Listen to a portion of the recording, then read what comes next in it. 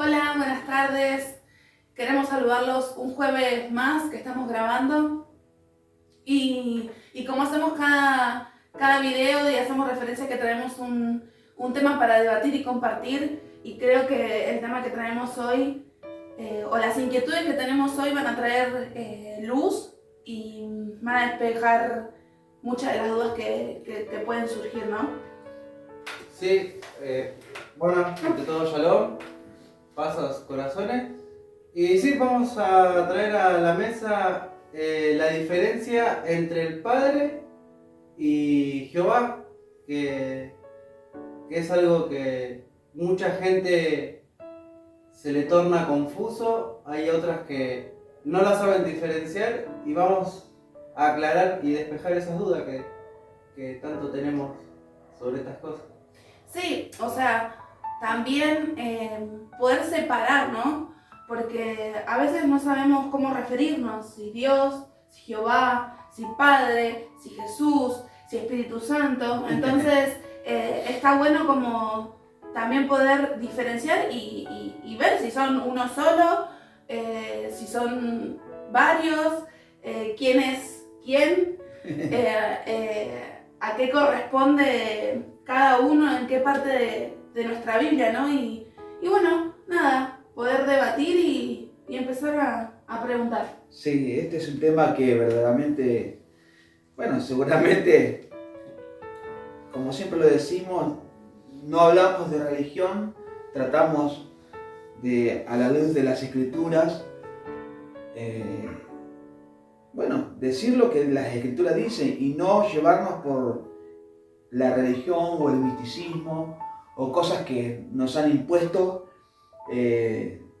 a través de los años, simplemente a través de las escrituras aclarar todo este tipo de posturas y de confusiones que hay, porque uno, a ver, si nosotros partimos así tajante y de lleno, quien murió en la cruz por nosotros fue Jesús, y quien lo envió fue el Padre, y la gloria le corresponde al que está sentado en el trono y al Cordero, punto y aparte. Entonces, lo que tenemos que separar y ver es quién es Jehová. Y, a ver, eso no quiere decir que Jehová no pertenezca al Altísimo o al plan del Altísimo, pero no podemos confundir o acreditar diciendo que Jehová es el Padre de Jesús. Primeramente porque Jesús sería algo que lo hubiesen mencionado, sin embargo, Jesús directamente ni siquiera habla de Jehová, o de Jehová, como es su nombre en hebreo. Y algo muy interesante con lo que podemos iniciar es ahí en el libro de Lucas, en el capítulo 11, verso 1, para tomar una iniciativa de este tema que es bastante profundo y seguramente en el pueblo, en las iglesias, va a traer como un golpe en la pera o al hígado para muchos, pero es una realidad y nosotros lo tenemos que entender y comprender porque, a ver, vamos a empezar a desarrollar el tema y usted se va a ir dando cuenta a lo largo de este video que estamos haciendo para aclarar este tema. El verso 1 dice: aconteció que estaba Jesús orando en un lugar, y cuando terminó, uno de sus discípulos le dijo: Señor, enséñanos a orar, como también Juan enseñó a sus discípulos. Partamos de esta base. Los discípulos de Jesús, todos judíos, israelitas. El pueblo de Israel, toda la vida adorando a Jehová y otra deidad que se llama Elohim, que eran las dos deidades con las que se movían. Primero lo que quiero aclarar, que la palabra Elohim es plural y es un derivado del singular del Eloah, que significa Eloah significa altísimo manifestado o altísimo expresado. Y Eloah es la palabra que se traduce como Dios. Y Elohim es el plural. Dioses. Me habla de altísimos manifestados o altísimos expresados. Por eso también Jehová o Jehová le decía al pueblo de Israel: no tendrás Elohim Ajerim, dioses, como mal traducido como dioses, dioses diferentes a mí o dioses distintos a mí. Por eso la exclamación que Jehová le decían, ¿quién como tú entre los dioses? O sea que hay otros dioses Claro. u otros altísimos manifestados o expresados que son diferentes a Jehová. Pero eso es por causa de la rebelión, y los hay. Y es más, en el Salmo 82 dice que Elohim de pie en la asamblea del Altísimo. El Altísimo cercano a Elohim juzga. Nosotros lo podemos leer de la forma que dice, Dios está en la reunión de los dioses. ¿Cómo es eso? ¿La Biblia niega la existencia de otros dioses? No, en ningún momento. Pero acá lo importante es que, por ejemplo, los discípulos se acercan a Jesús como un israelita nacido en la cultura hebrea, donde se le enseña desde los 5 años ya prácticamente saben todo el Génesis y el tema del Levítico, lo que significa y demás, saben cómo hablarle a su deidad, a su Dios, y de repente estos israelitas con una cultura extraordinaria de cosas, de fenómenos que vivieron, le tengan que venir y decir a Jesús, enseñanos a orar. Orar es hablar. Es como que es un poco impactante, ¿no? Dice, pero ¿y esto de quién? ¿De dónde nacieron? ¿Venían de otra cultura? No, eran los mismos discípulos israelitas, judíos, y de la tribu de Leví, y que le decían a Jesús, enseñanos a orar. Es como que vos, como toda la vida llevando adelante una iglesia como pastor, y de repente te enseñame a orar. ¿Cómo? ¿Qué haces? ¿Entendés? Pero ¿qué fue lo que pasó o qué fue lo que detonó esa pregunta? Porque Jesús no vino a hablar de Jehová, sino Jesús vino a presentar en este caso al único, a ese Abba, que significa padre. No es Abba padre, es porque la palabra Abba significa padre. Entonces vino a presentar al Padre y era algo totalmente diferente a lo que ellos estaban acostumbrados. Y en el libro de Lucas, en el libro del mismo Lucas, en el capítulo 9, si no me equivoco, 54 era, Yo lo tengo anotado. donde 54. leer el contexto de todo. Bueno, luego desde el 51. A ver, ¿qué Jesús dice? reprende a Jacobo y a Juan. Los reprende. Cuando se cumplió el tiempo en que él había de ser recibido arriba, afirmó su rostro para ir a Jerusalén. Y envió mensajeros delante de él, los cuales fueron y entraron en una aldea de los samaritanos para hacerle preparativos. Mas no le recibieron porque su aspecto era como de ir a Jerusalén. Viendo esto, sus discípulos Jacobo y Juan dijeron, Señor, ¿quieres que mandemos que descienda fuego del cielo, como hizo Elías, y los consuma? Entonces, volviéndose él, los reprendió diciendo, ¿vosotros no sabéis de qué espíritu sois? Porque el Hijo del Hombre no ha venido para perder las almas de los hombres, sino para salvarlas, y se fueron a otra aldea. Ahora, ahí, ¿querés decir algo, Jonathan? Acá ya vemos una diferencia de lo que pasaba en el Antiguo Testamento y lo que pasa ahora. Exactamente. Y ahí entra la confusión y por eso le pregunta, ¿ustedes no saben de qué espíritu son? Claro. Y ahí creo que ya vemos en primera instancia ya una diferencia Sí. entre Dios y entre Jehová. Creo, para mí, ¿no? Sí. Por eso Jesús lo dice. Señor, ¿quieres que...? Porque al pueblo de Israel, ¿a qué deidad estaba acostumbrado a adorar? ¿A Jehová? A Jehová. ¿Jehová qué significa? Mi nombre es varón de guerra. Tiene que ver con lo militar, tiene que ver con lo bélico. Todo el pueblo de Israel podía ir a la guerra y matar. Es más, el pueblo de Israel en su momento era el brazo extendido de Jehová acá en la tierra. Por eso iba a tanta guerra. Por eso David iba a la guerra y mataban y asesinaban y era una matanza extraordinaria. Y ellos estaban acostumbrados. Y y le trajo a memoria lo que había hecho Elías. Señor, ¿quiere que hagamos como hizo Elías?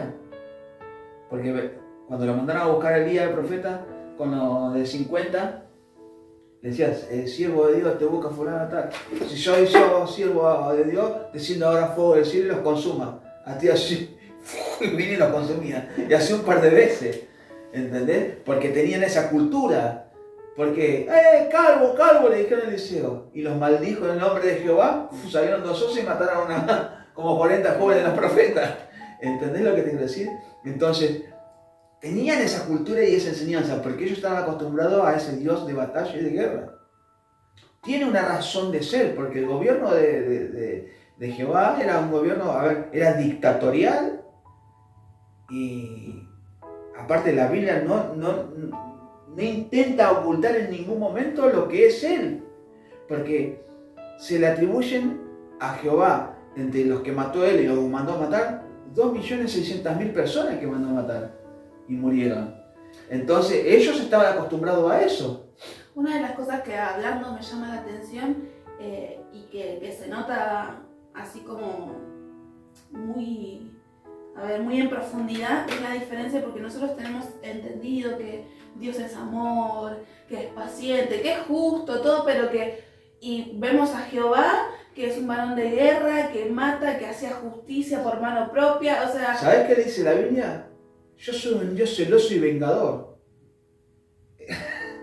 Jehová es un Dios celoso y vengador, y que guarda rencor, dice también la Biblia. Claro, entonces, parece que se contradice. Para sus enemigos, claro, y algunos dicen, no, porque la misma santidad, la misma justicia del Nuevo Testamento. Entonces tenemos un Dios cínico bipolar, claro, que un día te mata, te asesina y después dice, no te quiero y te amo. Entonces era más cínico que no sabés, ¿entendés? Que era un Dios terrible y de repente te amo. Sí. Todo tiene una razón de ser, y Jehová cumple una función militar dentro del plan del Altísimo, porque Jehová va a la guerra. Por eso Jehová de los ejércitos, o Jehová de los ejércitos. Ahora, esto es por causa de la rebelión. Antes de la rebelión, Jehová o Jehová no existía. Por causa de la rebelión, tuvieron que formar la entidad de Jehová, ese nombre, varón de guerra, y sumarle ejércitos para contrarrestar los embates que venía haciendo el mismo imperio, atacando y arrasando. Entonces, se fue creada esa deidad, Jehová de los ejércitos. Si no, antes de la rebelión, ¿para qué iban a querer un ejército? Pero esto es muchas veces por cuando no se conoce, o se desconoce, mejor dicho, el plan y el propósito y la función que cumple cada uno, o el rol que cumple cada uno. Entonces acá en el 55, cuando Jesús los reprende y hace mención a que no sabéis de qué espíritu sois, es porque Él vino a presentar al Padre. Exactamente, porque Jesús vino a hablar del Padre, que era totalmente lo opuesto a ese varón de guerra en lo militar. Dios es amor, Jehová es varón de guerra. El Padre no es ningún varón de guerra, y Jesús tampoco es un hombre de guerra. Por eso, quien va a poner a todos los enemigos por estar a los pies, va a ser Jehová. Y va a venir en esa batalla de dejar mejido, porque su función dentro del plan del Altísimo para erradicar todo el mal es la parte bélica. Y todo tiene una razón de ser. Este es un tema largo y complejo, pero hoy simplemente queremos ver la diferencia. Entonces, cuando hablamos de espíritu, hablamos de un motivador. ¿Qué es lo que te motiva? ¿Qué es lo que...? Entonces Jesús le dice, hey, pero ustedes están acostumbrados a una cosa, pero yo no vengo a hablar de eso. Tranqui. ¿No saben cuál es su motivador todavía? ¿No saben quién? Y eso como que los impactó también a los discípulos. Y entonces de repente... Pero al final no entendemos. ¿Cómo es el tema? Jesús, ¿por qué no nos enseñas a orar? Claro. Porque vos venís a hablar de algo diferente a lo que nosotros estamos acostumbrados. Vos venís a decir otras cosas. Enseñamos a hablar. ¿A qué? Porque nosotros estamos acostumbrados a esto. Pero vos me decís que no sabemos de qué espíritu somos, entonces enseñame. Hay otra cosa diferente. Entonces Jesús les enseña a orar. Dice, cuando oréis, decir, Padre nuestro que estás en los cielos. Perdón, ya no era ni Jehová ni Elohim, Padre. ¿Que estás dónde? En los cielos. En los cielos. Santificado sea tu nombre.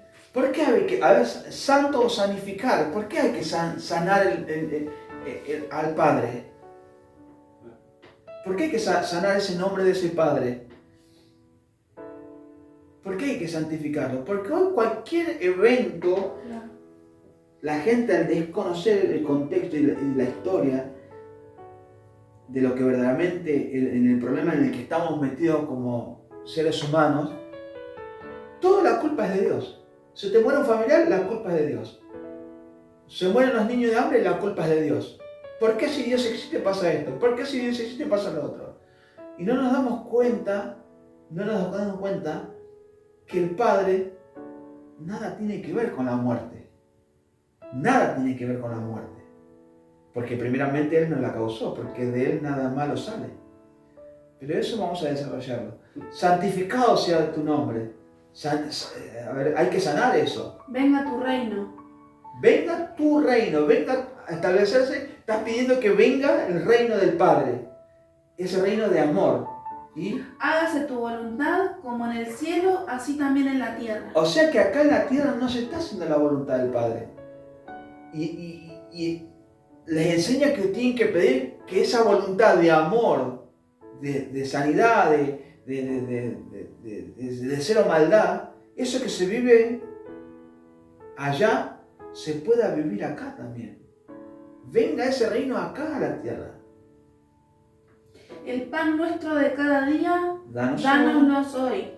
Y perdónanos nuestros pecados, porque también nosotros perdonamos a todos los que nos deben.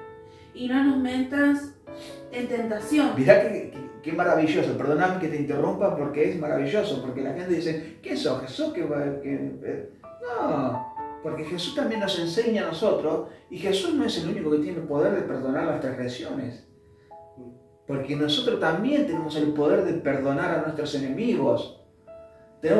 Vos me ofendiste, tengo el poder de perdonarte. Entonces esa frase que se suele decir, a mí no me pidas perdón, pedirle perdón a Dios. No, tenemos que pedirle perdón a Dios. Y tenemos que aprender a perdonar. Porque también dice, perdonar las ofensas unos a otros. Entonces yo también tengo la autoridad, cada ser humano, cada hijo de Dios, de perdonar. Señor, y al que me ofenda, ¿cuántas veces le tengo que perdonar? ¿70 veces? No, yo te digo 70 veces 7 en el día. Entonces tengo la autoridad también de perdonar las transgresiones de mis hermanos. Claro. Y no nos metas en tentación, mas líbranos del mal. Bien. Les dijo también, ¿quién de vosotros que tenga un amigo va a él a medianoche y le dice, amigo, préstame 3 panes, porque un amigo mío ha venido a mí de viaje y no tengo que ponerle delante?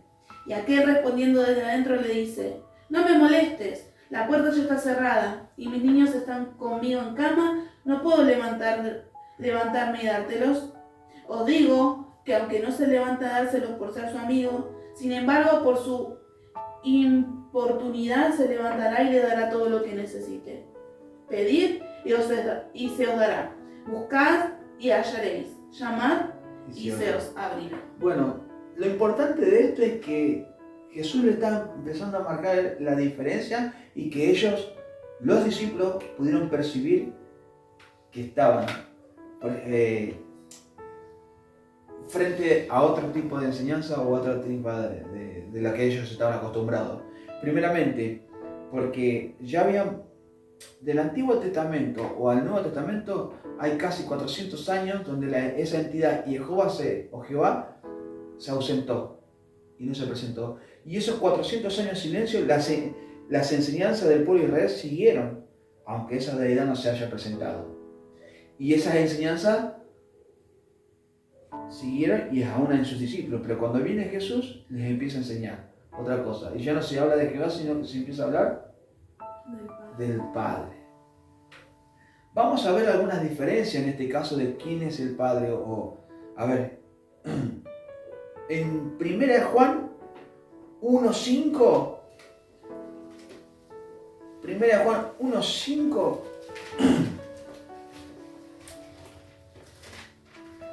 para entender un poquito esto. dice? Este es el mensaje que hemos oído de Él y os anunciamos. Dios es luz y no hay ninguna tinieblas en Él. Dios es luz. No hay ignorancia, ni tiniebla, ni cosa mala, ni perversa en Él. Porque, y después lo aclara en 1 Juan 4:8. Este es el mensaje que hemos recibido de Él. Que el Padre es luz y que no hay tinieblas en Él. El que no ama no ha conocido a Dios, porque Dios es amor. Entonces, ahí vos te das cuenta que los discípulos no amaban. Que descienda fuego. Porque estaban acostumbrados a adorar al Dios celoso, al vengador, al que si me la haces, mi deidad te va a castigar.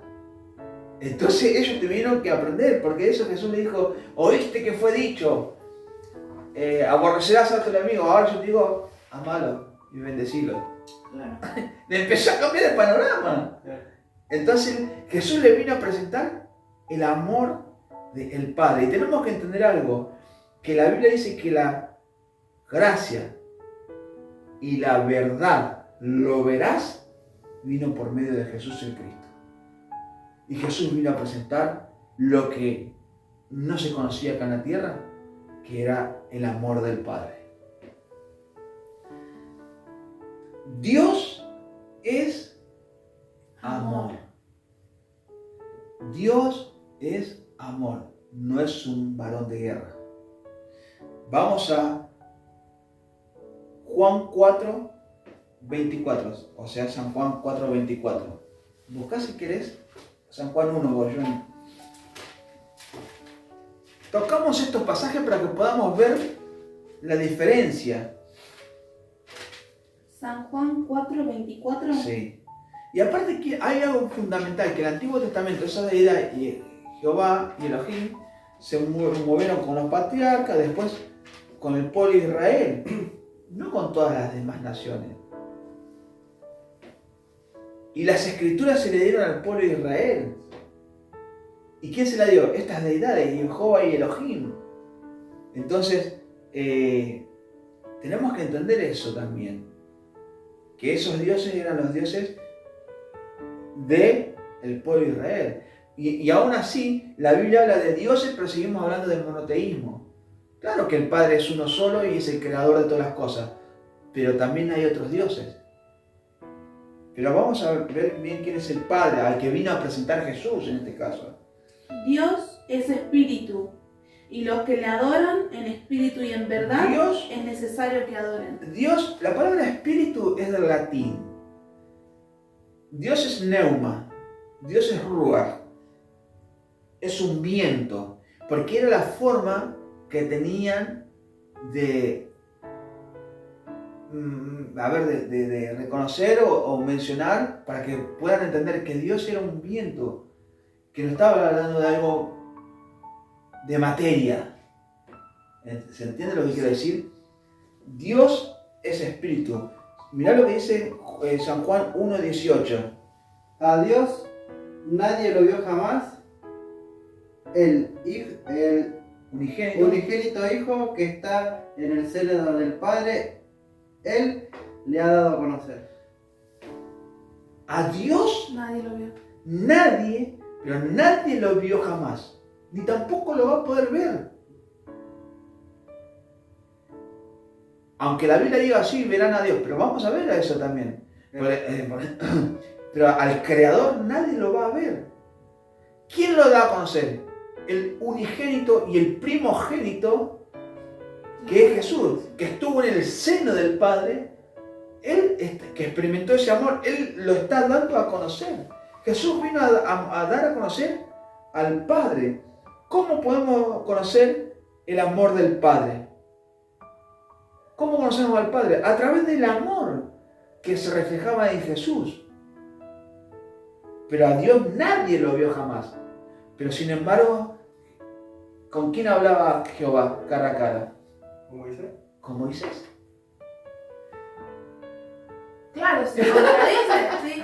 ¿Se entiende? Mirá lo que... Yo porque estos pasajes son claves y son claros. Y no hay que decir, no, porque es el mismo Dios que este. No, porque si no sería algo totalmente... Otros dicen que es Jesús, que Jesús era, que estaba... Jesús no aparece en este mundo hasta que es engendrado en el vientre de Miriam, o María como la conocemos. Colosenses 1:15. Dios es invisible, dice así. 1:15. Sí. Él es la imagen del Dios invisible, el primogénito de toda creación. Fíjese, porque aún Jesús, antes que el universo y todo sea creado, si nosotros entendemos lo que significa primogénito, ahí está diciendo que Él es la imagen del Dios invisible y que es el primogénito de toda la creación. Jesús también es un ser creado. Por eso es el primogénito de toda creación. Y después por Jesús y para Jesús fueron creadas todas las demás cosas. Eso nosotros lo podemos corroborar. Fíjate lo que dice en Hebreos, por favor léelo. Capítulo 1, si no me equivoco, o 2. A ver, Hebreos 1, verso 1 y 2. Hebreos, para acá. Hebreos. Capítulo 1, a ver si es verso 1 y 2. Dios, habiendo hablado muchas Sí. veces y de muchas maneras en otro tiempo a los padres por los profetas, en estos postreros días nos ha hablado por el Hijo, a quien constituyó heredero de todo y por quien asimismo hizo el universo. El universo, Cosmos. el cosmos, el infinito cosmos, fue creado por Jesucristo. Pero antes que el universo, el primero de todos fue Jesús, que estaba en el seno del Padre. Mirá lo que vamos a ver. Si Dios es invisible, Romanos 1, 19, 20.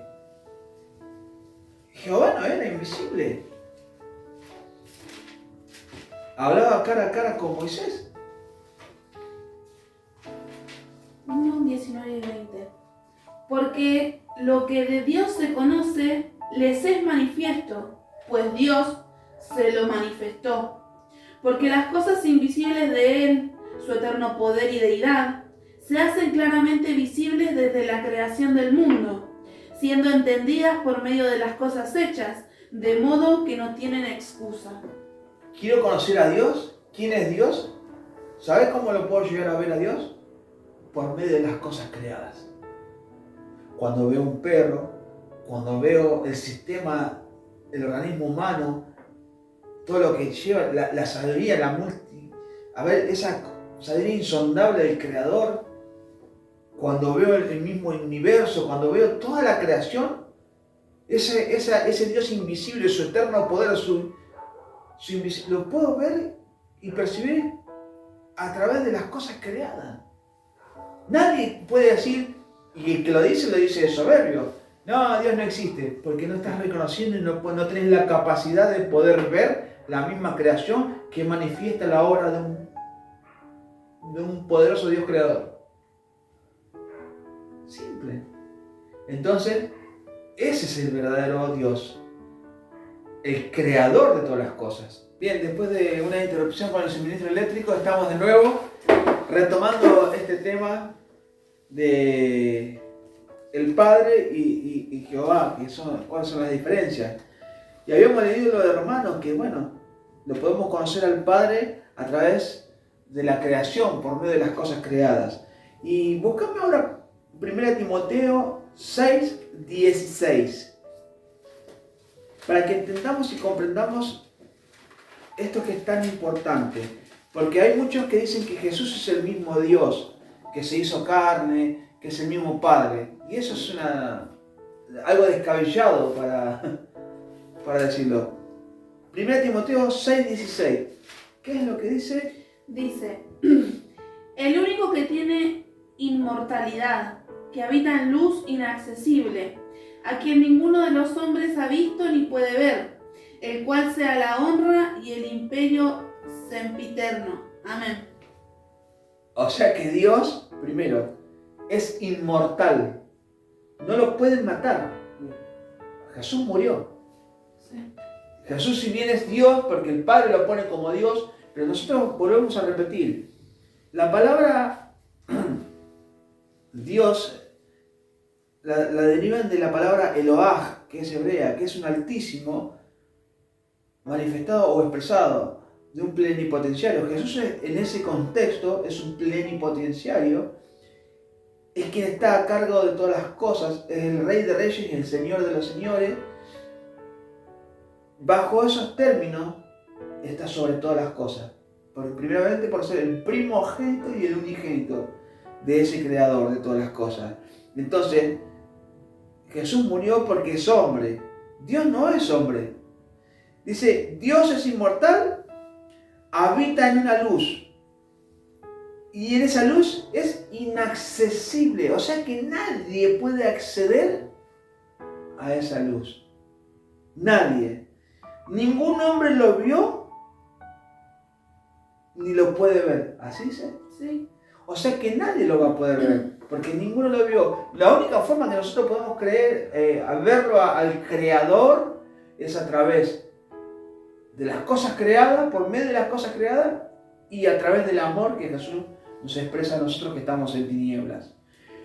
Vamos de nuevo, no sé si quieres decir algo con respecto a esto, ¿está bien? No, está Bien, Hebreos 1 que leímos hoy, el verso 3 nada más, para que nosotros podamos entender y comprender. 1:3. El cual, siendo el resplandor de su gloria y la imagen misma de su sustancia, a quien sustenta todas las cosas con la palabra de su poder, habiendo efectuado la purificación de nuestros pecados por medio de sí mismo. El 3 no va. ¿Sí? Se sentó a la diestra de la majestad en las alturas. Hebreo dice que Jesús es la imagen de su sustancia. Sustancia es hypostasis. ¿Qué quiere decir eso? Sentarse debajo. Es esencia, es confianza. De una raíz que es hupo, que significa condición inferior. O sea que Jesús, al ser hombre, es inferior también al Padre. Por eso Jesús es creado. Está bien, es el primogénito, el unigénito, el heredero de todas las cosas, y los que van a heredar la salvación son coherederos juntamente con él. Pero Jesús no es el mismo Padre. Está en un rango inferior al Padre. La Biblia dice que los cielos de los cielos no lo pueden contener. Quiero leerles algo de un evangelio de Juan, que es un apócrifo, que en algún momento formaron parte de todos esos judíos, estas escrituras que por intereses que nosotros desconocemos, o tal vez sí, lo han borrado, y no es que lo han borrado, sino que no han permitido que salga a la luz, y son muy pocos los que pueden conocer tal vez la información y demás, y mucha gente no le interesa. Pero por ejemplo,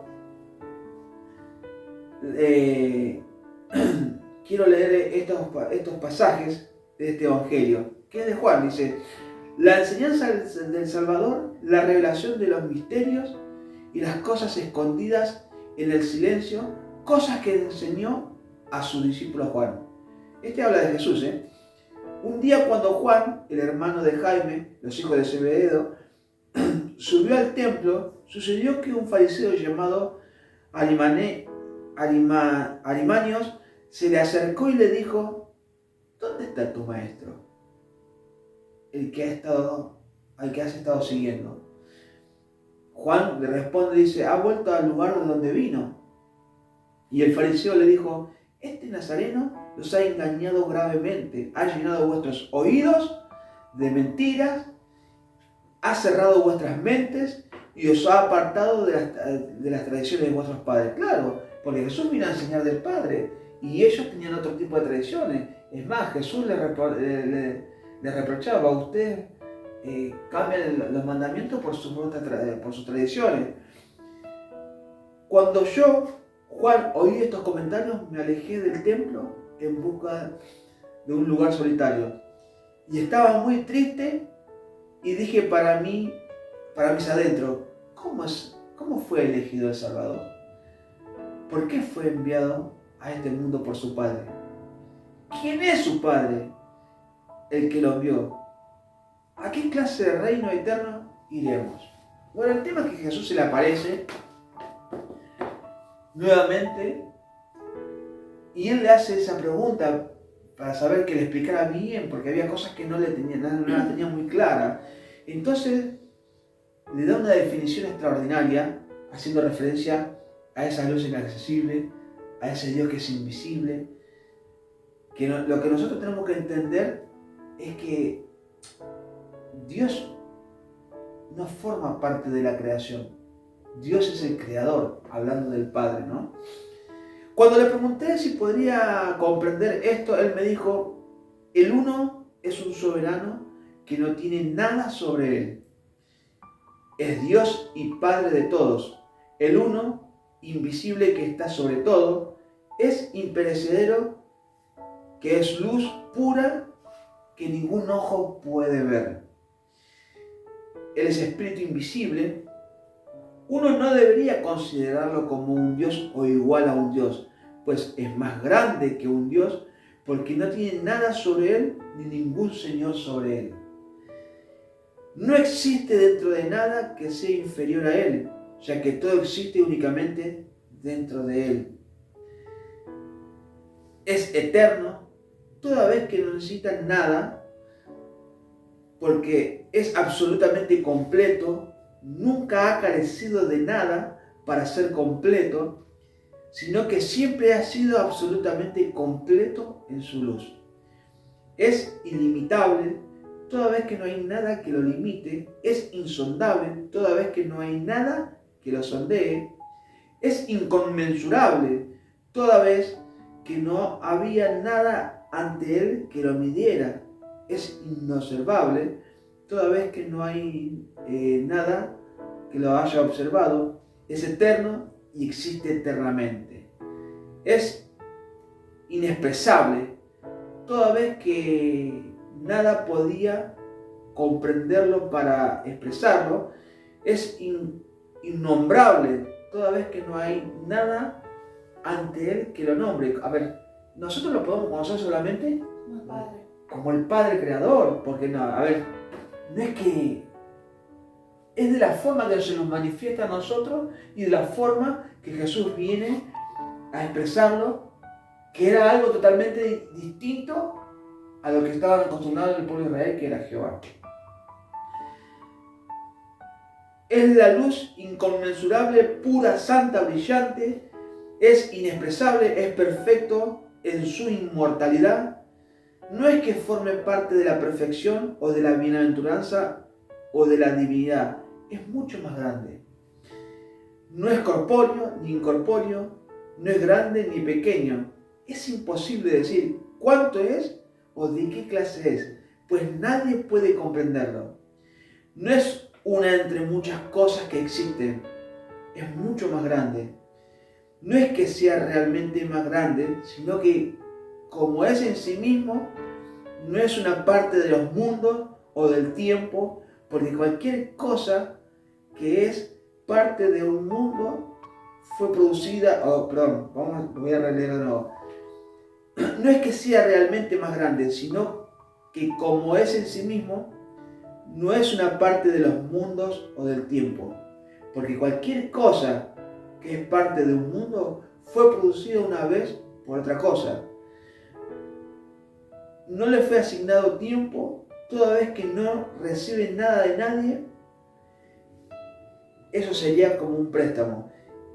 Él que existe primero no necesita nada de uno posterior. Al contrario, el posterior alza la vista hacia él primero en su luz. Porque él es perfecto, majestuoso, es pura e inconmensurablemente grande. Es el mundo que da mundos, la vida que da vida, el bendito de la bienaventuranza, el conocimiento que da conocimiento, el bueno que da bondad, la misericordia que da misericordia y la redención, la gracia que da gracia. No es que sea realmente así, sino que da luz inconmensurable e incomprensible. Mirá cómo lo viene definiendo, ¿no?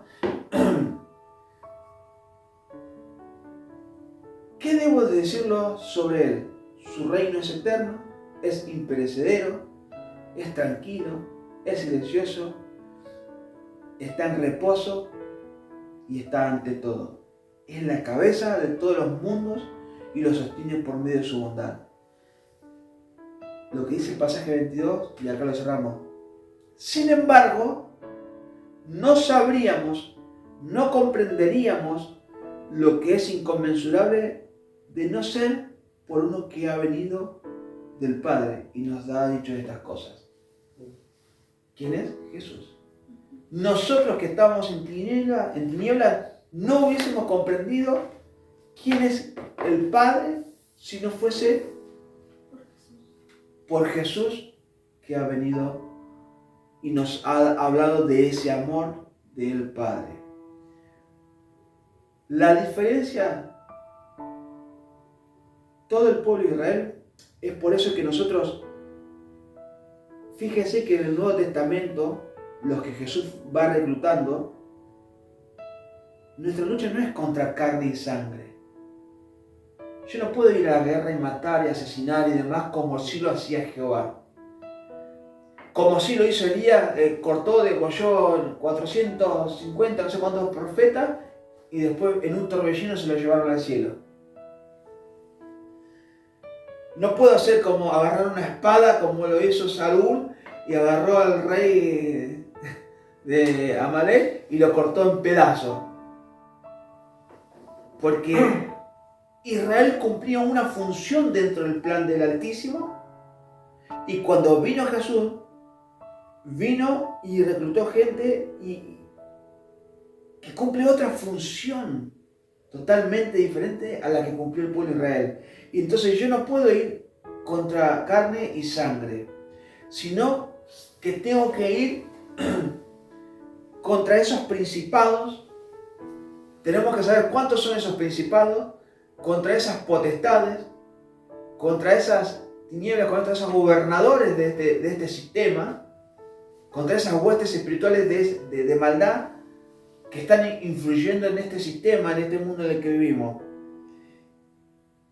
Y Jehová y el reino de los cielos o el Altísimo tiene que ya quien vaya a la batalla bélicamente. Entonces nuestra tarea como cuerpo de Cristo es tener la mente de Cristo, una mente inteligente, y pensar y atacar, en este caso, siendo luz, llevando conocimiento, rescatando las tinieblas, informando. Esto es un juego de inteligencia que le corresponde a la iglesia. Tengo una pregunta, Sí. ahora más o menos que pudimos resolver algunas cuestiones. Me pongo a pensar, ¿no? Quizás las otras personas del otro lado ahora con la información se ponen a revisar un poco de su vida en el Evangelio, de las veces que hemos orado a Jehová. ¿Cómo son contadas esas oraciones? O sea, ¿fueron contadas? ¿Fueron oídas por más que nos hemos referido a Jehová en nuestras oraciones? Los que sirvieron a Jehová, oraban a Jehová y Jehová les respondía conforme a su necesidad de su corazón. Lo que nosotros tenemos que entender, yo no le puedo cantar a Jehová. Yo le tengo que cantar a Jesús porque estoy en una parte que es la dispensación, la de la gracia, la del amor, donde ni siquiera ni siquiera la famosa Torá con sus 613 preceptos está vigente. Y la gente, por ejemplo, dentro de las iglesias le reclama promesas a Jehová cuando fueron promesas solamente para el pueblo de Israel. ¿Y Y tiene yo, que ver la ignorancia? Sí, mucho. La ignorancia es tiniebla, es desconocimiento. Lo que pasa es que el Imperio Romano ha hecho una gran influencia sobre las escrituras y las enseñanzas, tergiversando muchas informaciones al punto que terminaron descontextualizando el mensaje. Y piensan que por ahí, simplemente cantándole a Jehová y pidiéndole, sus temas se van a resolver. Pero en realidad, Jesús es muy tajante en la información. Jesús es muy tajante en la información que da. A ver, sin visualización es imposible agradar a Dios. Porque la fe, la palabra fe es emunaj y pistis en griego, emunaj en hebreo. Me habla de visualización. Entonces la fe no es ciega. Yo tengo que ver para creer. Y muchos seguramente van a decir, sí, pero no andamos por vista, sí, por vista humana terrenal, pero sí por la visualización que nos da el Señor. Porque siempre se trata de una información. ¿Cómo yo puedo saber qué es bueno, qué es malo si no soy visualizado primeramente de una información? ¿Acaso con el etíope que venía, el nuco de un sirviente de la reina de Candace, leía el profeta Isaías, y ¿qué le dijo? Felipe se acercó a la carroza, escuchó que leía y le dijo, ¿entendés lo que lees? No. ¿Cómo voy a entender si no hay alguien que me lo explique? Alguien que me lo enseñe, alguien que me lo visualice. Entonces Felipe subió al carro y le visualizó toda la información y de quién era quien hablaba. Trajo convencimiento a su corazón, porque ahora creo, porque me visualizaste y sé de qué se trata. Entonces toma una determinación de bautizarme. Y en todo esto se me viene a la mente y me gustaría preguntar, ¿dónde queda eso de que escudriña nuestros corazones y sabe las intenciones de nuestro corazón?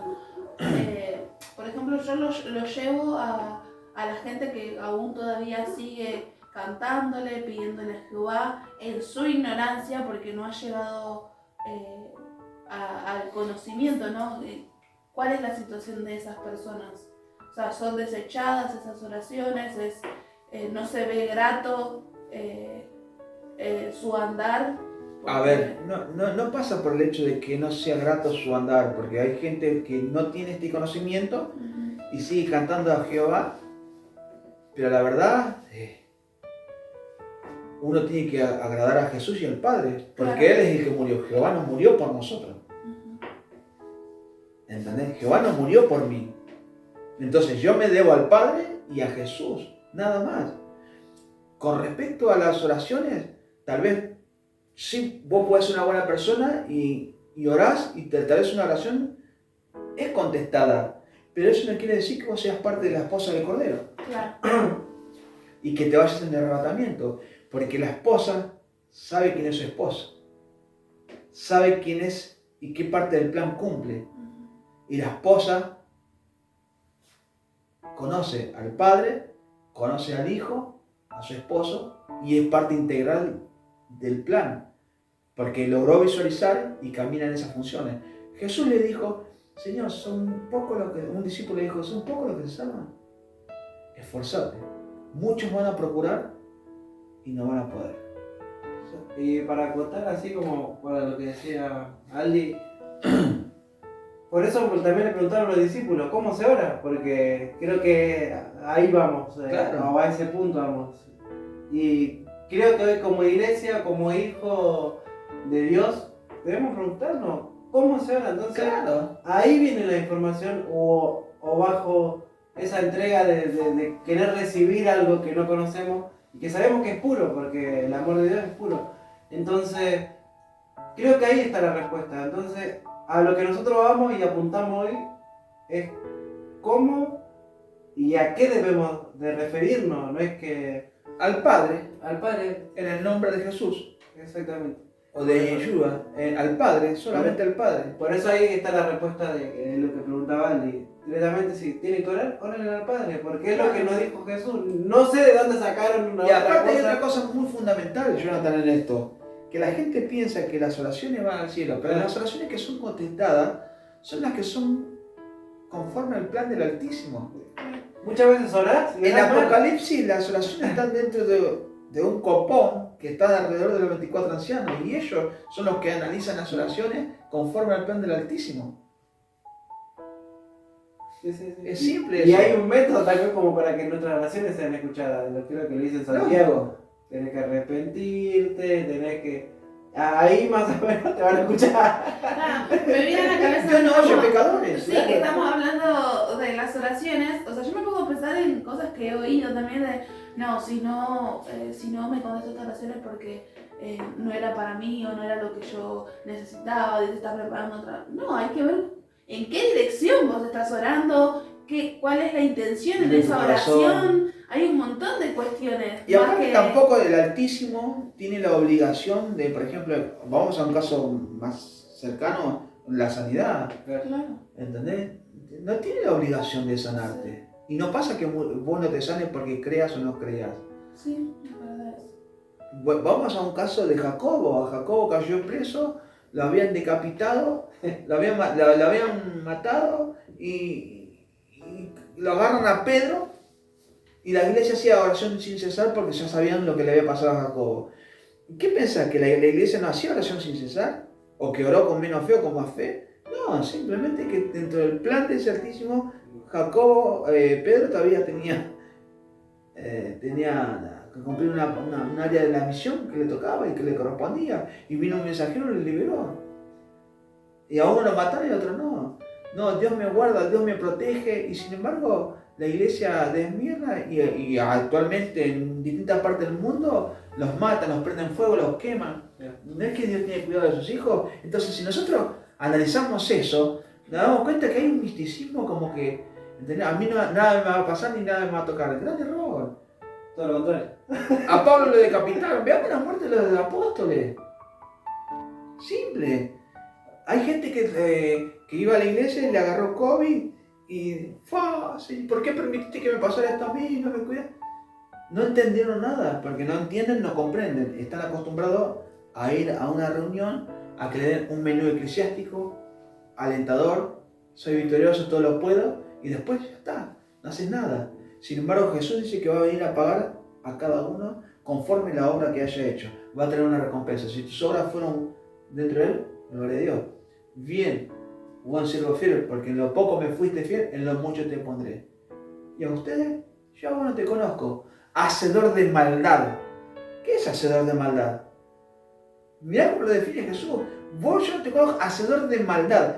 Pero si yo profeticé, Señor, en tu nombre eché fuera demonios, en tu nombre sané personas. Yo no te conozco, le dijo Jesús. Hacedor de maldad. Entonces, con eso la intención en su corazón. Las cosas sucedieron y pasaron porque usaste mi palabra, pero tu intención no era conforme a mi plan o a mi voluntad. Y vamos a una muy famosa, la de Jehová mi pastor y nada me faltará.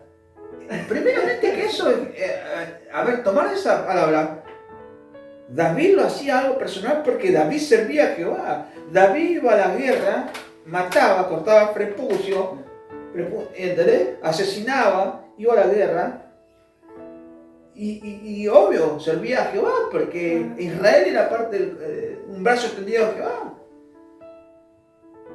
Pero nosotros no somos.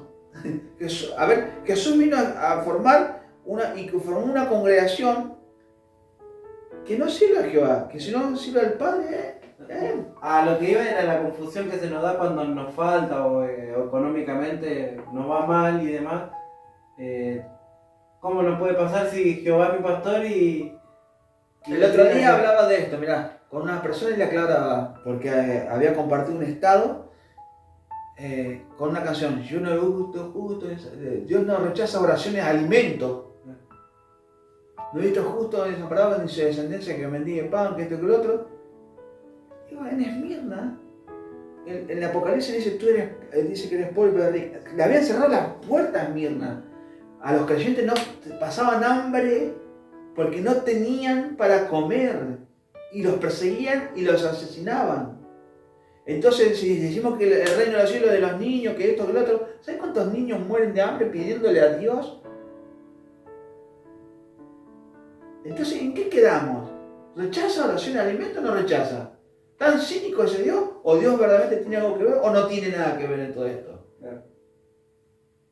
Porque Dios, en lo que a Él le compete y le corresponde, es amor. Entonces de Él no hay maldad. Entonces nosotros estamos metidos en un problema en el que Dios no tiene nada que ver acá.